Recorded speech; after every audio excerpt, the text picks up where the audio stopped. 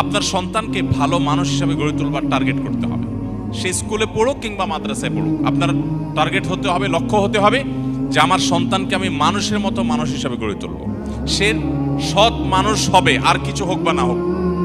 সে doctor engineer হতে পারুক বা না পারুক, সে বিসিএস ক্যাডার হতে পারুক বা না পারুক, সে সেনাবাহিনীতে ভালো কোনো অফিসার র্যাঙ্কের চান্স পাক বা না পাক, সে ভালো পরিচিত পপুলার কোনো আলেম বা তুখুড় কোনো হাফেজ হতে পারুক বা না পারুক, সে যেন ভালো মানুষ হয়, সে যেন মুত্তাকি হয়, সে যেন পরহেজগার হয়। আমি আমার সন্তানদেরকে সবসময় বলি, তোমাদের পরীক্ষার ফলাফল ভালো হোক সেটা আমি চাই, কিন্তু এর চাইতে অনেক বেশি চাই তোমার নামাজটা দেখে যেন আমার নয়ন জুড়ায়, তোমার আচরণটা দেখে যেন আমার দিলটা প্রশান্ত হয়।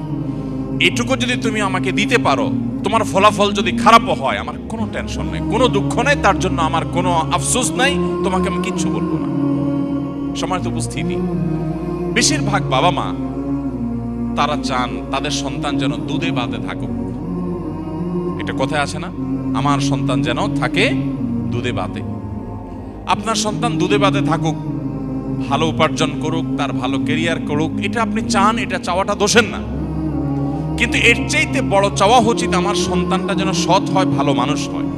কয়জন বাবা, কয়জন অভিভাবক আপনি এই সমাজে দেখাতে পারবেন যেই অভিভাবক তার সন্তানকে বলে, বাবা তুমি অনেক বড় শিক্ষিত হতে পারো আর না পারো, তুমি সৎ মানুষ হবে। বরং উল্টা আমাদের সমাজে দেখি, সন্তানের জন্মের তারিখটা বেশিরভাগ বাবা মা ভুল লেখেন, ইচ্ছাকৃত ভুল না, মিথ্যা লেখেন। কেন? যাতে বেশি দিন চাকরগিরি করতে পারে, বেশি দিন সরকারি বা বিভিন্ন প্রতিষ্ঠানে চাকরগিরি যেন করতে পারে, সেই সুযোগ পাইয়ে দেওয়ার জন্য জীবনের শুরুতে একটা মিথ্যা গেঁথে দেয়। অনেক বাবা মা আছেন যারা বিভিন্ন স্কুলে তাদের সন্তানরা যে পড়াশোনা করে তাদের জন্য নকল কিনে এনে সন্তানদেরকে সার্ভ করে দেন, সাপ্লাই করে দেন। এরকম বাবা মা আছে না? নাই এই সমাজে আছে না, শুধু ভরে আছে। অর্থাৎ বাবা মার হাবভাব দ্বারা তারা বোঝাতে চান যে দেখো, আমি নিজে তো টাকার মেশিন, সারাদিন পয়সা ছাড়া আর কিছু চিনি না, অতএব আমার ঘরে জন্ম হয়েছে তোমাকেও টাকার মেশিন হতে হবে বাবা। দিন শেষে বাপ সন্তান সবাই মিলে আমরা টাকার মেশিন হয়ে যাব, দুনিয়া মানি ছাড়ার কিছু বুঝি না। সম্মানিত উপস্থিতি, আজ শিক্ষিত সন্তান নিয়ে বাবা মা যতটা সুখে আছেন, এই সমাজে এত শিক্ষিত সন্তান না থাকলেও বাবা মারা অনেক বেশি সুখী ছিলেন, সন্তানরা অনেক বেশি সুখী ছিলেন একটা সময়। শুধু পার্থক্য এইটুকু, তাদের মধ্যে নীতিনৈতিকতা ছিল, এখন নীতিনৈতিকতা নাই। আমি শিক্ষার বিরুদ্ধে বলছি না, শিক্ষা তো আমাদের লাগবেই, কিন্তু শিক্ষার পাশাপাশি যদি নীতিনৈতিকতা না থাকে, তো এই শিক্ষা জাতিকে যতটা উপকার করবে তার চেয়ে বেশি ক্ষতিগ্রস্ত করবে। দেশের উন্নতি যতটা করবে, দুর্নীতি তার চেয়ে বেশি করবে।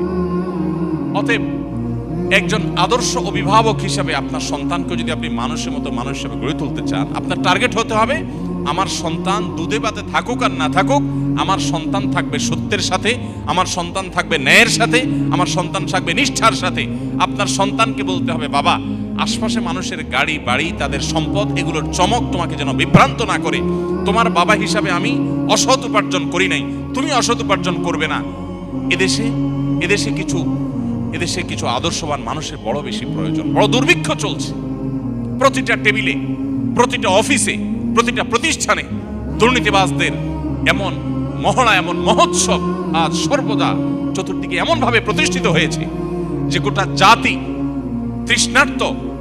তৃষ্ণার্ত মরুভূমি যেরকম পানির জন্য হাহাকার করে, কিছু সৎ নাগরিকের জন্য গোটা জাতি আজ হাহাকার করছে। আর সেই হাহাকারের সে অভাব নিরূপণ করবার জন্য কিছু উলামায়ে কেরাম নির্লস চেষ্টা চালিয়ে যাচ্ছে। সময়ত অভিভাবকবৃন্দ, আপনার সন্তানকে ছোটবেলা থেকে শিখাবেন, বাবা আশেপাশে মানুষের অবৈধ উপার্জনের যে এটা দেখে তুমি বিভ্রান্ত হবে না। মনে রাখবে, এই মানুষগুলোর অনেক সম্পদ আছে, পয়সা কড়ি আছে, কিন্তু সে নিজেকে জানে সে একজন আস্ত চোর, সে একজন আস্ত ডাকাত, সে একজন আস্ত দুর্নীতিবাজ, সে একজন আস্ত অসৎ মানুষ, সে একজন খারাপ মানুষ। এই অপরাধ বোধের অদৃশ্য দাহন তাকে জ্বালাতে থাকে। অতএব তুমি তার সেটা দেখবে না, তুমি সততার সাথে চলবে। তোমার ভেতর থেকে একটা আওয়াজ তোমার কাছে আসবে যে আলহামদুলিল্লাহ, আমি কোনো অসৎ উপায়ে উপার্জন করি নাই। অতএব আমাদের সন্তানদেরকে মানুষের মতো মানুষ হিসেবে গড়ে তোলবার জন্য প্রথম লক্ষ্য হবে যে তারা ভালো মানুষ হোক।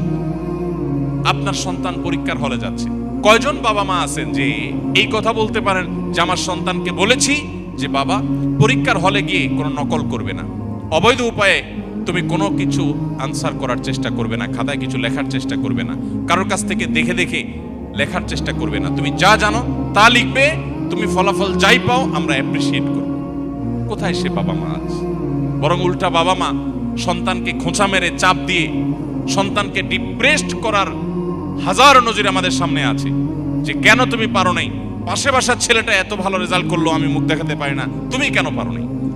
এই চাপ দেওয়া মানুষ পাওয়া যায়, কিন্তু মা বাবাকে সন্তানকে সততার দীক্ষা দেওয়ার মানুষ পাওয়া যায় না। সময় উপস্থিতি আমি আবারও বলছি, আমি আমার সন্তানদেরকে সবসময় বলি আপনাদের সঙ্গে শেয়ার করা যাতে করে আপনাদের কারোর উপকার যেন হয়।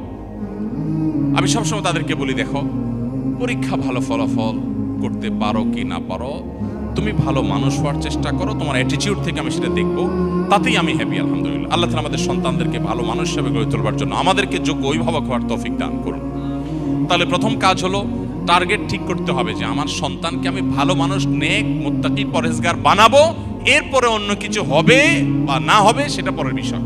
আমার প্রাথমিক টার্গেট থাকবে সে একজন পরোপকারী মানুষ হবে, সে একজন সমাজমুখী মানুষ হবে, সে একজন কল্যাণকামী মানুষ হবে, সে সমাজের সবার কাজ করবে, যেখানেই যাবে সে মানুষের উপকার করবে, কোনোদিন ক্ষতি করবে না, এই মানুষ হবে।